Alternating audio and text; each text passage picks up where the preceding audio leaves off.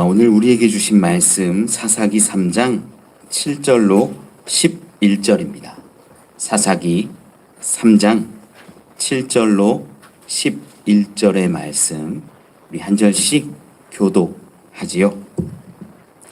이스라엘 자손이 여호와의 목전에 악을 행하여 자기들의 하나님 여호와를 잊어버리고 바알들과 아세라들을 섬긴지라. 여호와께서 이스라엘에게 진노하사 그들을 메소보다미아 왕 구산 리사다임의 손에 파셨으므로 이스라엘 자손이 구산 리사다임을 8년 동안 섬겼더니 이스라엘 자손이 여호와께 부르짖음에 여호와께서 이스라엘 자손을 위하여 한 구원자를 세워 그들을 구원하게 하시니 그는 곧 갈렙의 아우 그나스의 아들 온니엘이라. 여호와의 영이 그에게 임하셨으므로 그가 이스라엘의 사사가 되어 나가서 싸울 때에 여호와께서 메소보다미아 왕 구산 리사다임을 그의 손에 넘겨주심에 온니엘의 손이 구산 리사다임을 이기니라. 함께 있지요. 그 땅이 평온한 지 40년에 그나스의 아들 온니엘이 죽었더라. 아멘. 아멘. 할렐루야.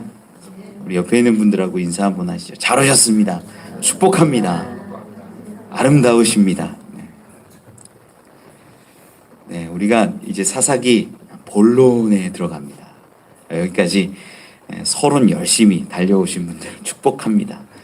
오늘 본론부터는 왜 하나님이 이렇게 고통당하는 이스라엘을 구하시는지 이 정말 중요한 내용들을 살펴보게 됩니다. 이스라엘이 하나님의 목전에서 늘 잘못했고 음행했고 우상을 숭배하며 지냈습니다. 지금까지 서론을 계속 봤는데 계속 연속되는 이야기들이 그런 내용들이었어요. 저들과 구별되지 않고 저들 속에 거주하면서 그저 지내고 그렇게 살아갔지요. 특별히 하나님이 특별히 하나님이 이방 민족들을 남겨두셨다라는 기록도 우리가 봤습니다. 이스라엘 가나안 지경 내에 있었던 그 6족속 7족속들을 남겨두신 이유는 시험하기 위함이었지요. 그리고 그 경계 밖에 있는 어떤 외부의 족속들이 칠 때 하나님의 징계구나. 징계를 위한 족속들이 있었던 거예요. 징계에 대한 족속으로 인하여서 고통을 당하고 어려움을 당하면 빨리 깨달아서 그래 우리 안에 있는 달콤함과 함께함과 유혹들과 풍성함들을 끊어내는 모습들이 필요했는데 이스라엘은 그걸 행하지 못했던 겁니다. 그 족속들을 몰아내지 못했고 그들과 함께 뒤엉켜 살면서 그들의 신들을 섬겼던 것이죠. 오늘 본문으로 들어가서 이제 구체적인 내용들을 이제 어떻게 열어가게 되는지 살펴보길 원합니다. 우리 7절 말씀 한번 읽어볼까요? 시작. 목전에 악을 행하여 자기들의 하나님 여호와를 잊어버리고 바알들과 아세라들을 섬긴지라. 아멘. 이스라엘의 모습이 그대로 지금까지 서론에서 이야기했던 이스라엘들의 악행과 음행과 우상숭배가 한 줄로 요약이 되어 있는 장면이지요. 하나님이 보시는 그 목전에서 악을 행했어요. 그리고 저들은 하나님을 잊어버렸다라고 성경은 기록합니다. 그리고 섬길 때 바알들과 아세라들 복수형을 쓰고 있어요. 그리고 섬긴지라라고 한 마지막 이 동사도요 복수형이에요. 그러니까 얼마나 많은 우상들을 얼마나 많은 순간에 얼마나 많이 섬겼는지를 우리는 알 수 있는 거죠. 누구를 잊어버리고 하나님을 잊어버리고. 여러분 여기서 우리가 생각할 수 있는 게 있어요. 뭐냐면 하나님이 정말 앞에 계신 그 목전에서 구체적으로 상상을 해보면 추측을 해보면 어떤 성막이나 어떤 하나님의 임재를 상징하는 그곳 앞에서 우상숭배의 음행의 행위를 했다고 하면요 이건 정말 패역한 거예요. 정말 패역한 거예요. 마치 제가 지난번에 한번 설명하면서 배우자가 보고 있는데 바람 피고 불륜 저지르는 그러한 모습과 비슷한 거라고 말씀을 드렸죠. 얼마나 패역합니까? 만약에 하나님이 보시지 않는다라고 생각하고 내가 음행하고 우상숭배하고 바알들과 아세라들을 섬겼다라고 한다면요, 이건요 너무나 안타까운 모습이에요. 음흉한 거예요. 하나님의 목전에서 죄를 짓고 있는데, 여러분 분명히 우리가 알아야 할 건요, 하나님의 목전을 벗어난 곳이 있을까요, 없을까요? 없다는 거예요. 우리가 이걸 망각하는 순간 음흉한 일을 하기도 하고 패역한, 대놓고 죄를 짓는 일도 한다라는 것이지요. 하나님의 눈이 미치지 않는 그곳이 어디 있습니까? 아무 데도 없어요. 그런데 사람들은요 이렇게 생각해요. 하나님의 낯을 피할 수 있을 거라고. 창세기에 보면 이 아담과 하와가 선악과를 따먹고 나서 죄를 짓고 나서 뭐 하는 줄 아세요? 피해요. 하나님을 피해요. 창세기 3장 8절에 나와요. 한번 찾아볼까요? 어떻게 피하는지 바로 볼 수 있죠. 창세기 3장 8절 말씀 같이 한번 읽어보죠. 시작. 그들이 그날 바람이 불 때 동산에 거니시는 여호와 하나님의 소리를 듣고 아담과 그의 아내가 여호와 하나님의 낯을 피하여 동산 나무 사이에 숨은지라. 아멘. 여러분, 선악과를 먹고 나서 눈이 밝아졌는데 선과 악을 구분할 수 있고 우리가 벌거벗었다라는 것도 깨달을 수 있는데 하나님의 낯을 피할 수 있을 거라고 생각하는 우둔함은 그대로였다라는 거예요. 연약함이죠. 여러분, 하나님의 은혜를 경험한 사람은 다를까요? 아니, 동일해요. 요나서에 가봐도 그래요. 요나서 1장 3절에 가보면 하나님의 낯을 피해서 도망가는 거예요. 우리 많은 사람들이 알아야 하는 것 하나 있어요. 우리를 바라보시는 하나님의 눈이 늘 어디나 언제나 계시다라는 거예요. 이걸 잊어버리는 순간 나를 드러내고 우상을 섬기고 음행을 할 수 있는 거예요. 여러분, 우리는 분명히 알아야 됩니다. 나를 바라보시는 하나님, 나를 언제나 지켜보시는 하나님. 이건 감시가 아니에요.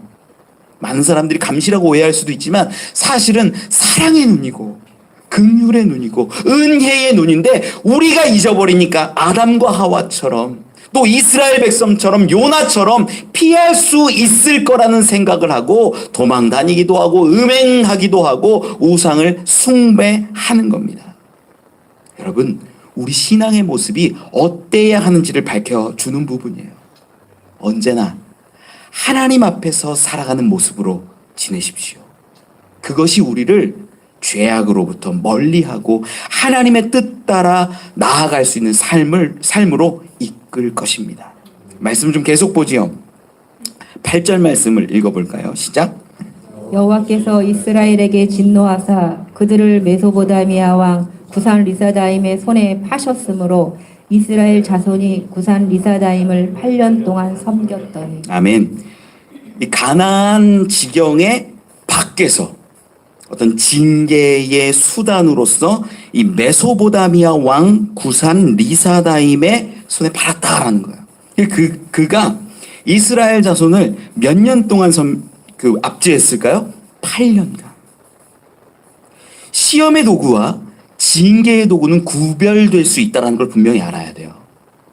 우리가 어려움 당할 때가 있어요. 세상에서 고난을 당하고 압제를 당하고 힘든 일이 처할 수 있어요.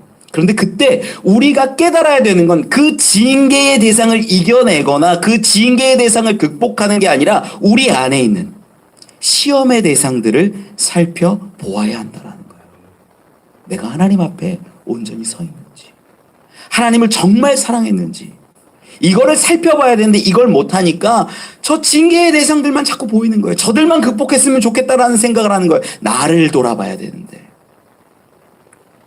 구산 리사다임이라는 이름은요, 학자들의 추측은 되게 다양하게 있습니다. 그런데 이제 많은 견해가 모아지는 것이 구산이라는 단어가 구수 사람이다라는 의미를 띈 것으로 봐요.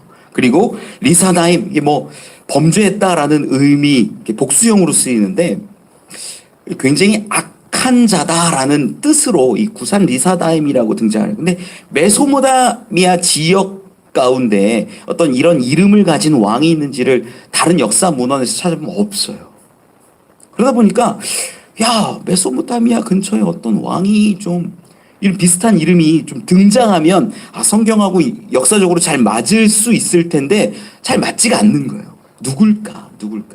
그러다 보니까 사람들, 학자들 가운데 결론 낸 부분들이 뭐였냐면 이 구산 리사다임은 아마 이스라엘 사람들이 너무 힘들고 어려워서 지어준 별칭 같은 것으로 보는 거예요.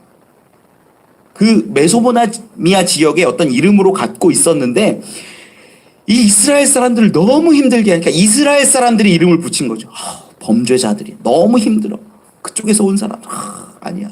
그 왕 이러면서 지은 이름으로 추측한다라는 거예요. 이 사람이 이스라엘을 압제합니다. 8년간이나.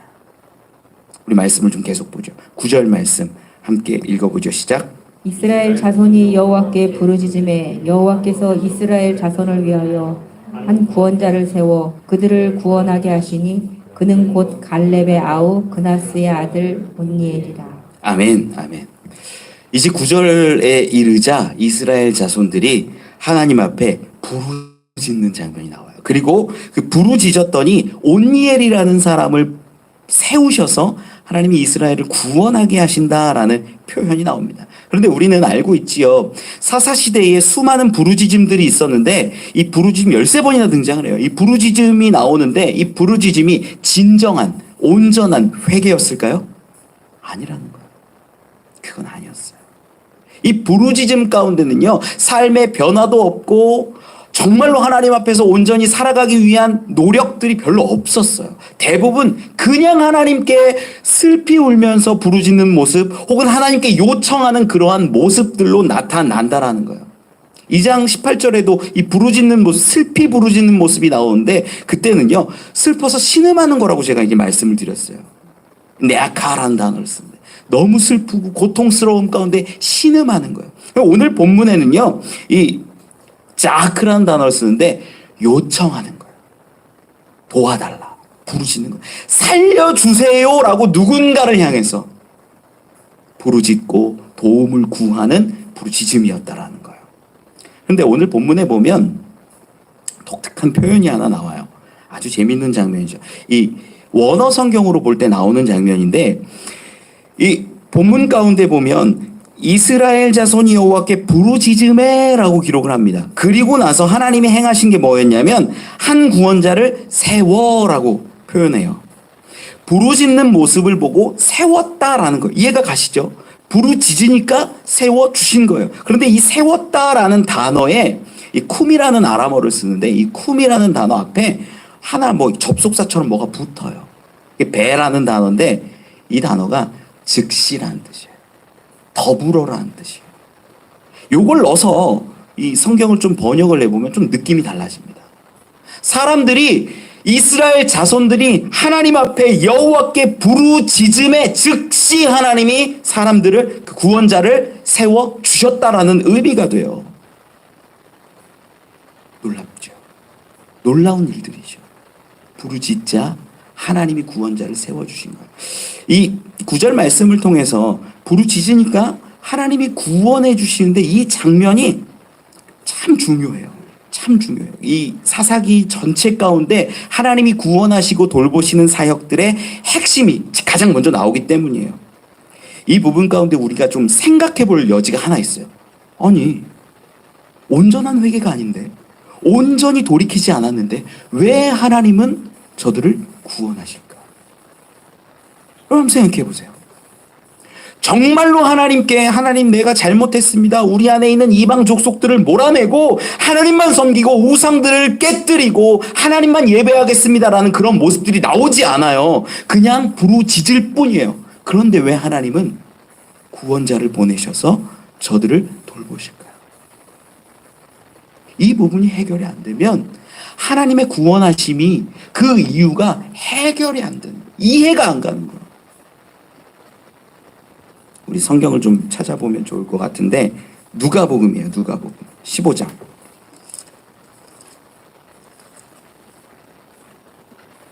누가복음 15장 17절로 21절입니다. 누가복음 15장 17절로 21절의 말씀. 이 장면이 어떤 장면이냐면 이 탕자가 아버지께로 돌아와서 아버지가 탕자를 품어주시는 그 장면이 기록되어져 있거든요. 누가복음 15장 우리 17절로 21절까지 같이 읽어보죠. 시작. 이에 스스로 돌이켜 이르되 내 아버지에게는 양식이 풍족한 품꾼이 얼마나 많은가. 나는 여기서 주려 죽는구나. 내가 일어나 아버지께 가서 이르기를 아버지 내가 하늘과 아버지께 죄를 지었사오니 지금부터는 아버지의 아들이라 일컬음을 감당하지 못하겠나이다. 나를 품꾼의 하나로 보소서 하리라 하고 이에 일어나서 아버지께로 돌아가니라. 아직도 거리가 먼데 아버지가 그를 보고 측은히 여겨 달려가 목을 안고 입을 맞추니 아들이 이르되 아버지 내가 하늘과 아버지께 죄를 지었사오니 지금부터는 아버지의 아들이라 일컬음을 감당하지 못하겠나이다 하나. 아멘. 아멘. 여러분, 하나님의 구원하심의 특징이 나와요. 하나님이 돌보시는 것에 대한 놀라운 이유가 여기 기록되어져 있어요. 뭐냐면 우리가 부르짖고 회개하고 하나님 앞에 온전한 모습으로 나왔을 때 하나님이 우리를 구원하시는 것이 아니라 하나님의 구원이 우리의 회개보다 먼저 있다라는 거예요. 자, 보시면 방금 읽었던 누가복음 15장 이 17절로 19절에 보면 내가 여기서 줄여 죽는구나. 아버지에게는 정말 품꾼들도 많고 거기는 줄여 죽지 않고 아버지는 부자고 아버지는 대단한데 내가 거기로 돌아가야겠다. 이게 회개일까요? 아니. 그거는 탕자가 혼자 마음에 품은 것이었어요. 그리고 아버지께로 돌아가는 발걸음이 있는 거예요. 그런데 그걸 아버지가 저 멀리서 걸어오는 걸 발견한 거예요. 자, 회개를 했어야 안 했어야지. 돌아오는 마음은 있었고 회개하고 싶은 마음도 있었어요. 그런데 아버지 앞에 와서 회개한 건 없어요 아직. 그런데 아버지가 달려나가는 거예요. 달려나가서 품는 거예요. 20절 말씀입니다. 그리고 났더니 21절에 어떤 고백이 나오는 그때 회개가 나오는 거예요. 아버지. 여러분 이 장면이요 너무나 중요해요. 우리가 회개해야 내 죄를 사하시고 나를 구원하신다라고 많은 사람들이 생각해요. 그거는요 종교적으로 논리적으로 접근하는 건데요 그게 아니라는 거예요. 지금 얘기 드리는 것은 하나님이 우리를 구원하시고 하나님이 우리를 돌보시고 하나님이 우리 가운데 역사하시는 것은요 내가 뭔가를 열심히 잘해서 온전한 회개의 모습을 가지고 있을 때 구원하시는 것이 아니라 하나님이 나를 사랑하셔서 하나님이 나를 정말로 불쌍히 여기셔서 긍휼의 마음을 가지고 우리를 돌보신다라는 거예요. 여러분 분명히 알아야 돼요. 하나님의 구원은요 우리의 회개보다 더 먼저 찾아옵니다. 바울의 모습을 한번 살펴보세요. 바울은 어때요? 그가요 교회를 핍박하겠다라는 마음으로 대제사장의 공문을 받아가지고 막 다메섹으로 가는 길 가운데 누가 먼저 만나주세요? 예수 그리스도 하나님께서 예수 그리스도께서 먼저 찾아오시는 거예요. 회개가 있었어요 없었어요? 아니요 없었어요. 하나님이 은혜를 먼저 주시고 긍휼을 먼저 주시고 만나 주시니까 그제서야 깨닫는 거예요. 깨닫는 거. 많은 사람들이 오해합니다. 내가 회개해야 하나님 만날 수 있고 내가 회개해야 하나님께 구원받을 수 있을 거라고 생각해요. 그거는요 회개를요 종교적인 어떤 역할로 만들어버리는 행위예요. 아니에요. 물론 회개 가운데 진정한 하나님의 만나주심이 있기는 하죠. 제가 말씀드리고 싶은 거는 회개의 가치를 훼손시키려는 것이 아니라 그것보다 하나님의 구원 계획은 더 먼저 계시고 그것보다 하나님의 사랑하심이 먼저 계셨다라는 거예요. 우리가 이걸 분명히 알아야 돼요. 그래서 자녀된 자라면 하나님은 끝까지 그를 부르십니다. 끝까지 그를 포기하지 않으십니다. 끝까지 하나님께서 구원받게 하십니다. 그 마음을 돌이키시고 그 인생을 돌이키셔서 하나님 앞에 서게 하신다라는 거예요. 저는 여러분들이 이 부분을 좀 알았으면 좋겠어요. 우리가 부모 자녀하고의 관계 있잖아요. 자녀들이 청소년쯤 되면 정말 많은 일들이 있다고요. 저도 좀 겁이 나는데 청소년들이 되면 아이들이 그런데요. 잘못했다고. 안 그러겠다고. 그런데 그 잘못을 또 해요 안 해요? 또 해요. 또 잘못했다고. 그러면 그걸 용서해줘요 말아요? 용서해줘. 3번, 4번, 5번, 10번, 100번이라도. 왜요? 정말 고치기를 원하는데, 마음은 그런데 자녀가 잘못했다고 구하고 울고 부르짖으면 정말 그 모습이 바뀌어서 회개의 모습, 온전한 모습으로 나오지 않더라도 부모는 용납한다는 거예요. 부모는 그를 품는다라는 거예요. 여러분, 여기에 하나님의 구원하심의 놀라운 비밀이 있습니다. 우리가 잘못했어요. 정말 바꿀게요. 저는 그러한 성숙한 성도가 되기를 원하지만 하나님의 구원은 내가 잘했을 때 주어지는 조건적인 구원이 아니라는 거예요. 그저 나를 바라보시고 사랑하셔서 나를 품으시고 이해하셔서 나의 눈물과 나의 부르짖음과 나의 구함의 요청에 응답하시는 것이라는 겁니다. 그 하나님을 우리가 발견하면요, 좀 달라질 수 있더라고요. 그 하나님을 깨달으면 우리가 조금은 더 하나님 앞에 나올 수 있다라는 거죠. 여러분의 회개도 귀하고 복되지만 그보다 먼저 품으시고 돌보시는 하나님의 사랑을 먼저 바라볼 수 있기를 소망합니다. 두 번째 문제가 하나 있어요. 오늘 본문 가운데 어떤 문제가 있냐면, 제가 이 하나님께서 이 사사 온니엘을 세우시는 장면을 이야기 드렸는데, 세우는데 이 배라는 앞에 그 접속사가 있어가지고 즉시 세우셨다 이야기를 했잖아요. 이 부분이 8년간 고난을 받았던 이스라엘과 연결이 잘 안 되는 거예요. 자, 가만히 생각해 보세요. 8년간 고난을 받고 박해를 받았어요. 그럼 8년 동안 저들이 울었을까요? 안 울었을까요? 울었겠죠. 눈물을 흘렸겠죠. 내 것을 뺏겼을 테니까. 이 구산 리사다임을 성경에 보니까 8절에 8년 동안 섬겼다 그래요. 섬겼더니 이게 예배했다라는 뜻이에요. 나의 모든 것을 드렸다라는 거예요. 겨우 먹고 살 거 빼고는 나머지 다 빼앗겼다라는 거예요. 그런데 부르짖는 가운데 하나님이 즉시 사사를 세워서 구원하시고 돌보셨다라는데 8년 동안 그럼 뭐 했냐는 거예요. 눈물 흘렸을 텐데. 8년 동안 뭔가 부르짖음이 있었을 텐데 이 이야기와 즉시의 이야기가 연결이 안 되는 거예요. 자, 지금 구산 리사다임이 어디의 왕이에요? 어디의 왕이에요?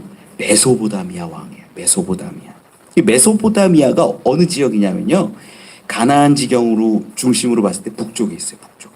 남쪽 저쪽에는 이집트 큰 세력이 있기 때문에 거기에 어떤 나라가 막 끼어들기가 쉽진 않습니다. 이 가나안 위쪽 북쪽 지역에 있는 메소포타미아 지역의 왕이 점점 내려오는 거예요. 자, 그런데 온니엘이 어느 지파예요? 갈렙이니까 어느 지파예요? 유다 지파예요. 유다 지파. 네. 온니엘이 우리 이 성경을 좀 살펴보면 나오는데, 사사기 1장에 보면 1장 13절에서 15절 한번 볼까요? 사사기 1장 13절에서 15절 말씀 같이 한번 읽어보죠. 시작. 갈렙의 아우 그나스의 아들인 온니엘이 그것을 점령하였으므로 갈렙이 그의 딸 악사를 그에게 아내로 주었더라. 악사가 출가할 때에 그에게 청하여 자기 아버지에게 밭을 구하자 하고 나귀에서 내림에 갈렙이 묻되 내가 무엇을 원하느냐 하니 이르되 내게 복을 주소서. 아버지께서 나를 남방으로 보내시니 샘물도 내게 주소서 하매 갈렙이 윗샘과 아랫샘을 그에게 주었더라. 아멘. 온니엘 이야기를 1장에서 잠깐 이렇게 살펴봤는데, 온니엘이 그 갈렙의 사위거든요. 갈렙의 사위인데 이 악사가 구했던 게 뭐냐면 윗샘과 아랫샘을 구해요. 그리고 어디로 갔대요? 15절에 보면 남방, 네게브 지역, 남쪽. 유다 지역이요. 유다 왕, 우리가 수요일 날도 보고 있지만 유다 왕으로 다윗이 세워질 때 헤브론이나 이쪽이 어느 지역이 가나안 중심으로 봤을 때 남쪽에 남쪽. 자, 그럼 여기서 해결 좀 풀어가 볼게요. 지금 온니엘이 지인했던 지역이 어디임을 알 수 있어요? 남쪽 지역임을 알 수 있어요.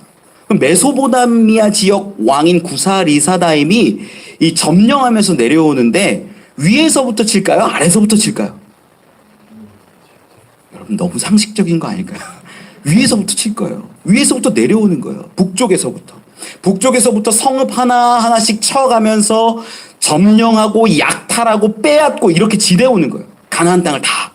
몇 년이 걸렸다고요? 8년이 걸려요. 여러분, 여호수아가요, 이 가나안 땅 정복 전쟁을 하는데 대략 정복 전쟁하고 이 지파들에게 나누고 하는데 몇 년이 걸리냐면 학자들마다 조금 다르긴 하죠. 16년 정도로 봐요. 가나안 지경이 넓습니다. 성읍도 많습니다. 이 여호수아가 정복 전쟁을 할 때도 16년이 걸렸는데 지금 메소보다미아 왕 구산 리사다임이 북쪽에서부터 내려오면 얼마나 걸릴까요?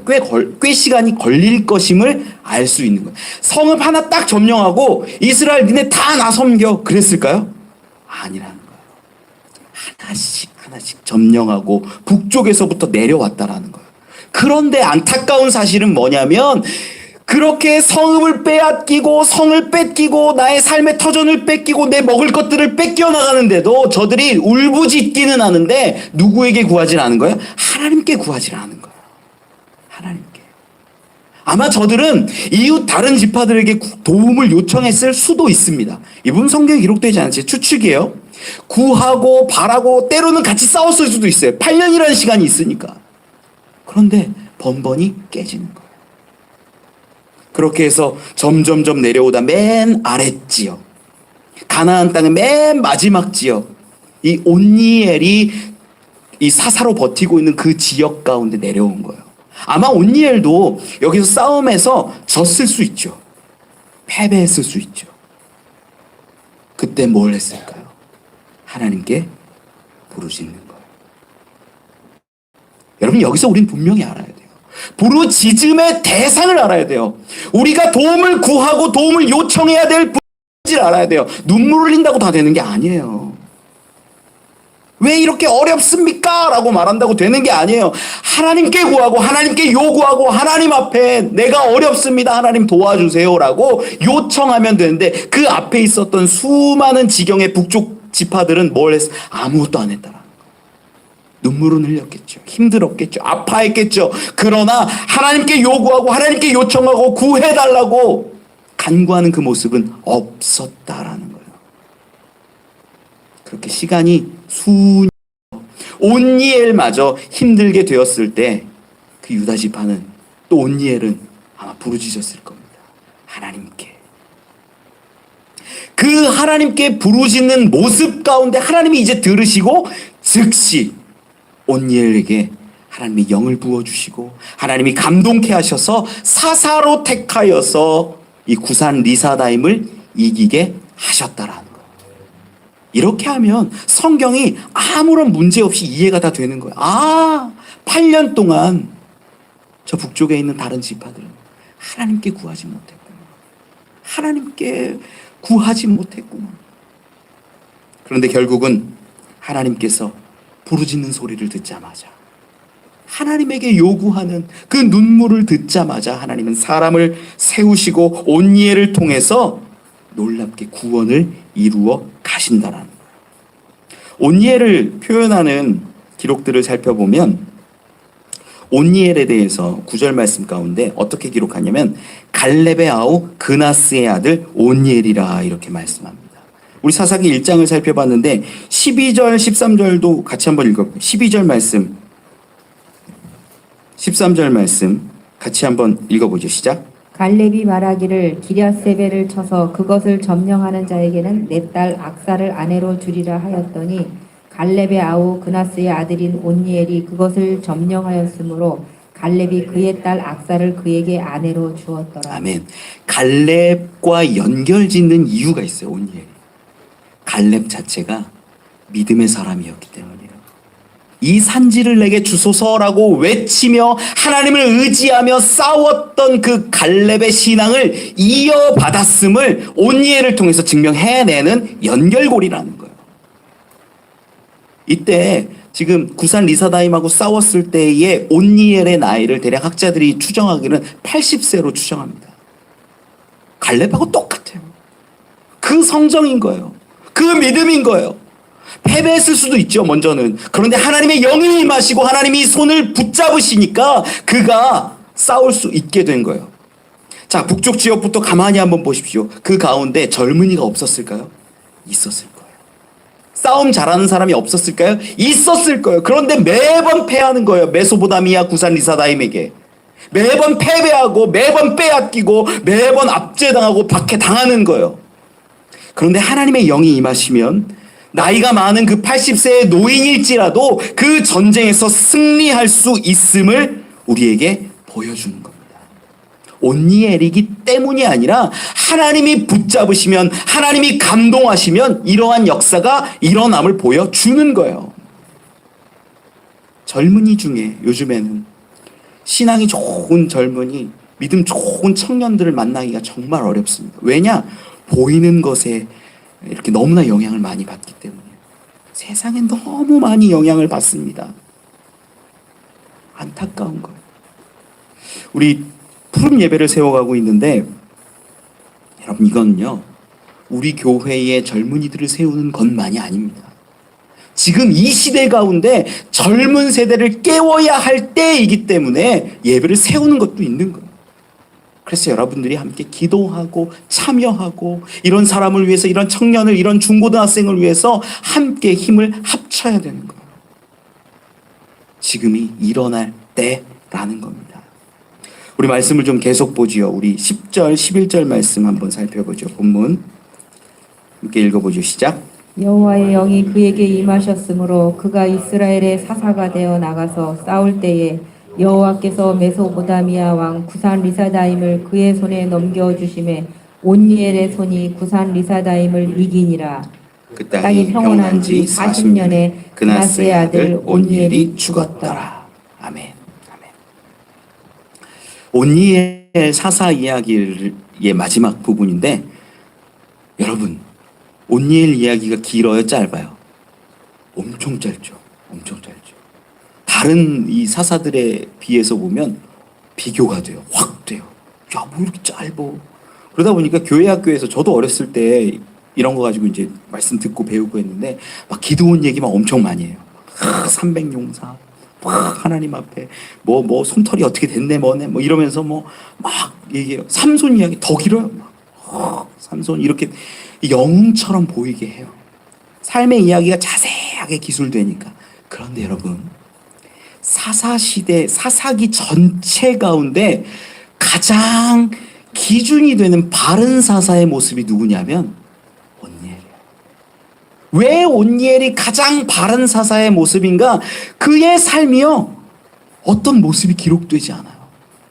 우리 악사와 함께 그 이야기가 1장에 잠깐 나오기는 하지만 오늘 본문 가운데 기록하려면 더 기록할 수 있을까요, 없을까요? 있어요. 그런데 기록하지 않아요. 온니엘이 어떤 일을 했는지, 8년 동안 압제를 받다가 대부분 학자들이 동의하는 것이 유다 지경에 이르러서 싸웠을 것으로 보고 유다 지경에서 이 온니엘이 승리했을 것으로 봐요. 그러면 전쟁이 끝날까요? 아니에요. 이 메소포타미아 사람들이 점령하고 있었던 그 위쪽에 있는 수많은 가나안의 지경들, 거기를 점점점 몰아내면서 승리했을 것으로 봐요. 그러는 가운데 얼마나 많은 전쟁이 있었을까? 얼마나 많은 싸움이 있었겠고 얼마나 많은 에피소드들이 있었을까요? 있었겠지요, 당연히. 그 가운데 성경에 기록되지 않아요. 왜? 온니엘의 이야기가 기록되지 않고 싸움의 이야기가 기록되지 않고 단 기록된 것들을 살펴보니까 뭐냐면 여호와께서 메소포타미아 왕 구산 리사다임을 그의 손에 넘겨주심에 온니엘의 손이 구산 리사다임을 이기니라. 이거 말고는 없다는 거예요. 여러분, 여기서 분명히 우리가 사사기 기록의 그 의미를 알 수 있는 거예요. 사사가 영웅일까요? 아니에요. 사사들은 영웅이 아닙니다. 오히려 기드온도 마찬가지고 삼손도 마찬가지고 그의 삶이 나오면 나오고 기록되면 기록될수록 그들의 연약함만 나와요. 믿지 못하고 악행을 하고 음행을 하고 잘못된 삶을 살아가는 모습들만 더 많이 기록되지 그 사사들의 모습이 결코 아름답지 못해요. 그런데 온니엘은요, 기록되지 않았어요. 영웅이 누구일까요? 누가 넘겨주신 걸까요? 하나님이라는 거예요. 하나님. 우리가 이 부분을 붙잡아야 돼요. 아, 정말 온니엘을 쓰신 건 하나님이시구나. 여기에 주체는 누구냐? 하나님이시구나. 이것을 우리 인생 가운데, 우리 신앙 가운데 적용해 보면 드러납니다. 많은 사람들이 내가 하나님의 권능을 받고 내가 하나님의 능력을 받고 내가 하나님의 어떤 역사하심을 통해서 영웅처럼 살기를 원해요. 목사님들도 그래요. 저도 그랬어요. 하나님, 제가 개척 초기에 하나님 저에게 신유의 은사를 주시면 안 됩니까? 막 기도했어요. 막 기도하면 병 나고 그러잖아요. 안수 기도하면. 어떤 목사님들 그런데요. 아, 저거 주시면 참 좋겠다. 마음 가운데 그런 인간적인 소망이 있었어요. 하나님이 주시지 않는 이유가 있죠. 제가 얼마나 교만하면. 막 그거 주면, 야, 너 아니야. 너 아니야. 안 주신 게 감사하더라고요. 얼마나 교만해졌을까, 제가. 주시지 않는 게 복일 수 있어요. 정말로 주시지 않고 오직 누구만 바라보는 거? 하나님만 바라보고 하나님만 의지하고 내 인생에 내가 영웅되는 게 아니라 하나님이 영웅되어 가시는 것, 그게 사사의 모습, 그게 우리 믿음의 모습이어야 된다는 거예요. 여러분 가운데 혹시 막 굉장한 명예를 갖고 있거나 지식을 갖고 있거나 박사학위를 갖고 있거나 막 돈이 엄청 많으시거나 막 수천조 자산가가 되시거나, 그거 오히려 경계해야 돼요. 하나님보다 그 사람이 드러나고 그 사람이 영웅될 수 있다라는 거예요. 온니엘이 귀한 것이 뭐냐? 자기의 이름도 드러나지 않아. 그냥 온니엘이라는 단어 하나만 나오지 하나님이 행하셨고 하나님이 이루신 것이 나타날 뿐이라는 거예요. 저는 여러분들의 인생을 하나님을 높이는 그 모습으로 살아갈 수 있기를 원합니다. 그러면 그 인생이 예배의 인생인 거예요. 나를 드러내는 인생이 아니라 하나님이 나타나시는 인생, 하나님이 역사하시는 인생, 그러한 인생이 되어 갑니다. 말씀을 맺습니다. 저희 막내딸하고 제가 저녁에 이렇게 놀 때가 있습니다. 놀면 제가 누워가지고 다리를 구부리고 이렇게 다리를 이렇게 시소 태워주는 거 뭔지 아시죠? 누워가지고 아빠가 이렇게 막 시소를 태워줘요. 야, 떨끄덩 하자. 그러면 막 와가지고 막 딱 안겨요. 얼마나 예쁜지 몰라요. 근데 어쩔 때 여러 번 하면 힘들어요. 운동하는 것처럼. 네, 운동하는 것처럼 막 힘든데, 야, 이제 그만하자. 그러면 딱 내려오는데, 아빠 한 번만 더. 그럼 해줄까요? 안 해줄까요? 해줘요. 그렇게 3번, 4번, 5번, 6번 해줘요. 이제 끝났으면 좋겠는데, 또 해요. 아빠 한 번만 더. 한 번만. 그럼 어떻게 해요? 또 해줘요. 그러면서 제가 얘기합니다. 진짜 마지막이야. 얘랑아, 진짜 마지막이야. 알았대. 또 와서 또 해달래요. 또 해달래요. 그럴 때마다 어떻게 해요? 또 해줘요. 그러다가 이제 뭐 다른 걸로 화제 전화를 하면서 싹 도망가는 거예요. 여러분, 자녀 사랑하는 부모의 모습은 아마 동일할 겁니다. 아이의 부탁에, 아이의 눈물에, 아이의 요청에 속절없이 무너지고 아이를 돌보는 것이 부모의 사랑과 마음일 거예요. 여러분, 하나님은요, 우리가 온전히 서기를 바라세요. 온전히 회개하기도 바라세요. 온전히 하나님의 말씀을 붙잡고 시험의 대상인 이 내 안에 있는 안락한 것들을 끊어내는 그 모습들을 원하세요. 그런데 그렇지 못하더라도, 연약하여 실패할지라도 하나님께만 구하면 하나님이 그 어려움과 징계를 거두실 수 있다라는 것을 우리는 알아야 돼요. 그런데 많은 사람들이 눈물을 흘리면서도 하나님께 구하지를 못하고 있다라는 겁니다. 삶의 어려운 상황 처해 있는 분들 이야기를 듣고 고난 가운데 있는 분들의 이야기를 들을 때마다 마음이 안타까운 거예요. 속상해요. 정말 그들이 하나님 앞에 나와 붙잡아 본다면, 하나님을 의지해 본다면 하나님이 즉시 그들 가운데 임하시고 역사하실 것을 저는 믿어요. 동일합니다. 동일해요. 사사시대나 지금이나 동일합니다. 여러분, 하나님께 구하는 자 되십시오. 하나님께 부르짖는 자 되십시오. 내가 온전히 성숙한 모습으로, 회개의 모습으로, 자녀된 모습으로 나아가지는 못할지라도 하나님께 구하면, 하나님께 부르짖으면 하나님은 지금도 즉시 역사하시고 돌보실 줄 믿습니다. 나를 영웅으로 만들지 말고 하나님을 영웅으로 인정하며 나아가는 그런 예배자의 모습, 저와 여러분 되시길 간절히 축원합니다.